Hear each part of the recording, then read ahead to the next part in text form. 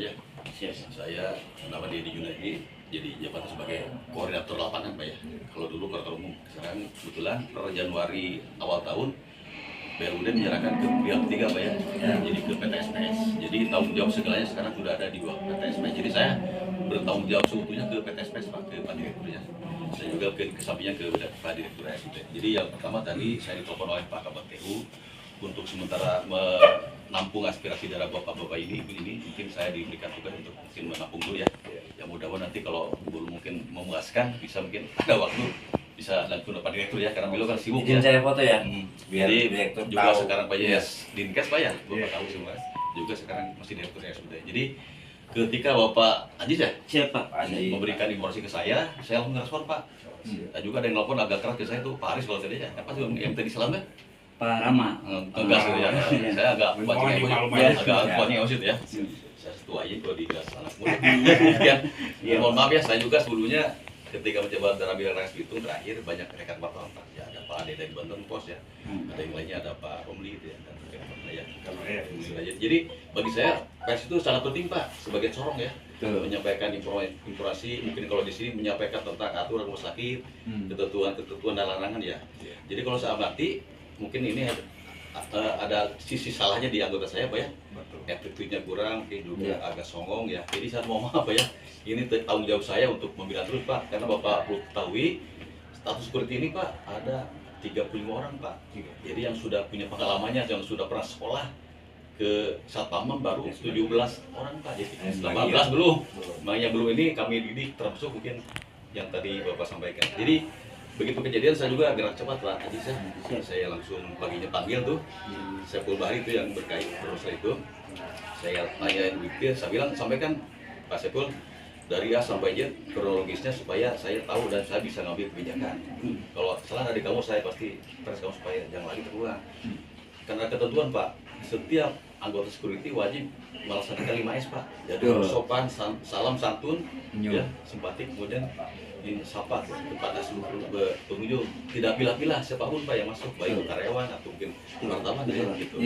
Jadi memang yang gue kalau mungkin anggota ini memang pertama mungkin menjalankan SPOI dengan betul-betul ketat ya.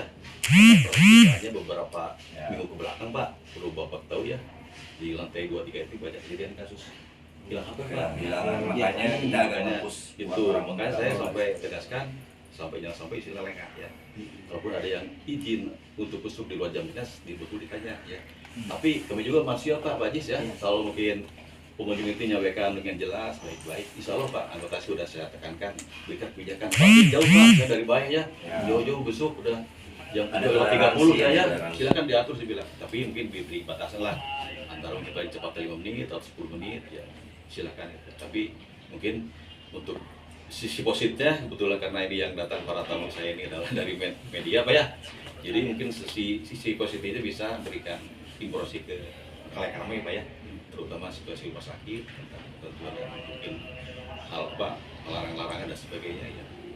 Jadi sebetulnya kalau ada komunikasi baik sebetulnya ya ini kan hal sepele tentu bisa itu kan. Tapi akhirnya pada saat itu saya telusuri diberikan izin Pak katanya. Oh, iya. Jadi kali-kali saya bilang harus sopan Pak.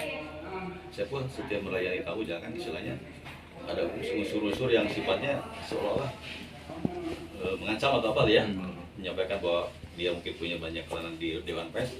Ya mungkin mohon dimaklumi dulu karena yang bersangkutan Pak pernah jadi security di MMA ya, mungkin banyak kenal dengan wartawan yang meliput, Buki juga jadi Dewan Pers, tapi yang singkatnya kenal dan pakai gitu ya, maksudnya itu kan. Tentunya itu bukan hal yang salah, cara untuk tindakan agak saya insya Allah nanti saya jadikan pembelajaran supaya tidak terulang lagi Pak Ajis ya. Mudah-mudahan ke depan pelayanan lebih bagus lagi, Pak, tidak terjadi lagi kasus seperti itu.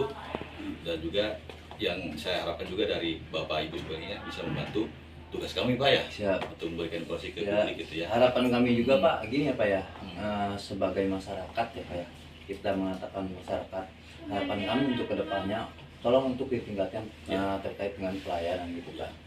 Ya kata tadi itu kan banyak pasien yang menanyakan, tapi kan banyak juga yang menanyakan itu tapi dijawab dengan secara ketus gitu. Nah itu yang jadi yang apa yang jadi PR Bapak lah gitu kan, selaku danrunya gitu Pak. Mungkin itu aja Pak. Ya, insyaallah Pak, masukan-masukan yang baik jadikan saya mungkin sebagai bahan evaluasi perbaikan ya. Siap. Mudah-mudahan nanti waktu ke depan lebih bagus lagi.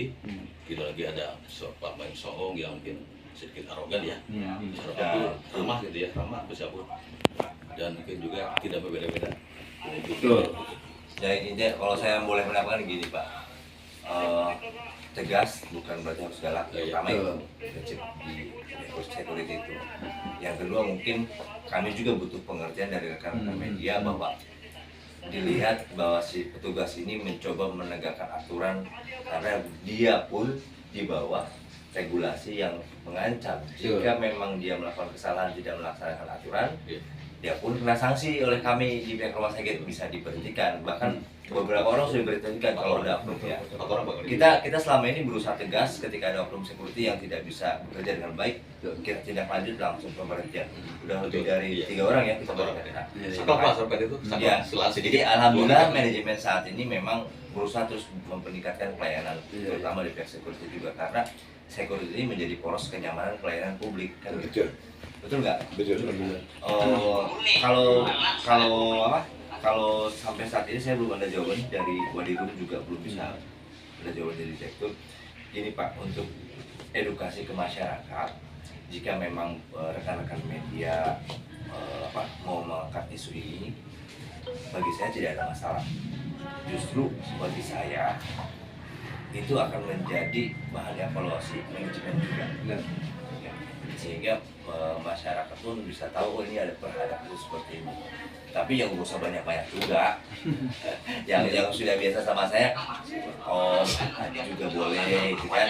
Nanti boleh kita beritanya juga kita sampaikan ke manajemen.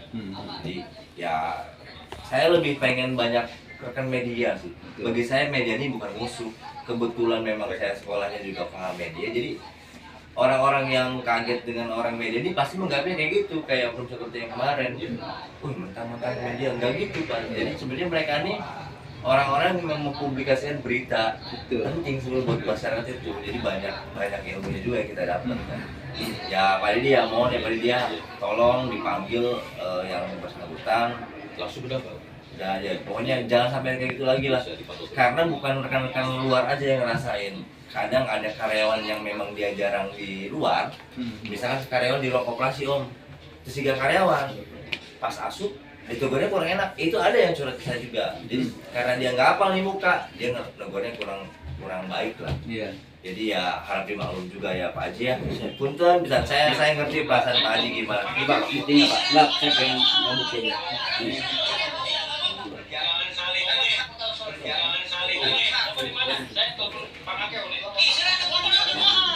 Gimana Pak ya? Nah, maksudnya saya takutnya bohong. Ini kita saya percaya bukti. dari gestur dia tadi di pos aja, dia menunjukkan agak keras memang. Maksud saya itu udah nggak enak lah buat cara audiensi dengan yang bersangkutan langsung, udah nggak enak memang, udah nggak etis sebagai security pada dia. Makanya kasusnya seperti ini jadinya.